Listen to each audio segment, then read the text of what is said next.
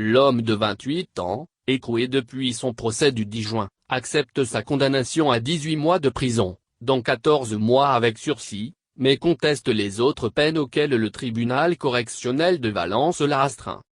Damien Tarel, l'homme condamné à 4 mois de prison ferme pour avoir giflé le président Emmanuel Macron dans la Drôme, a fait appel des peines complémentaires qui lui ont été infligées, a appris l'AFP lundi auprès de la cour d'appel de Grenoble.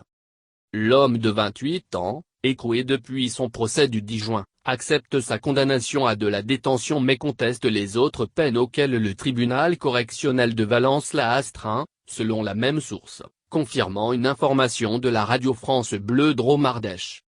Outre la peine de 18 mois de prison, dont 14 mois avec sursis, assorti d'un mandat de dépôt, le tribunal avait prononcé à son encontre une interdiction définitive d'exercer dans la fonction publique, l'interdiction de détenir une arme pendant 5 ans et la privation des droits civiques, civils et familiaux pour 3 ans. Damien Tarel avait également été soumis à une obligation de travail ou de formation.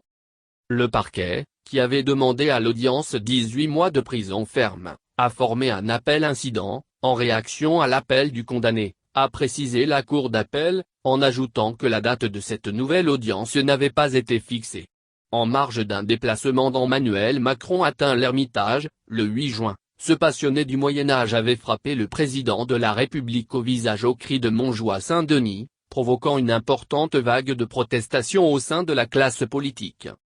Présenté à l'audience de comparution immédiate 2 jours après les faits, cet homme sans emploi et vivant d'Urza a reconnu son ancrage à la droite du spectre politique. Il avait évoqué un geste impulsif au moment où Emmanuel Macron s'était approché de lui, se sentant parcouru d'un sentiment d'injustice du fait de sa proximité des Gilets jaunes dont la voix n'est plus entendue.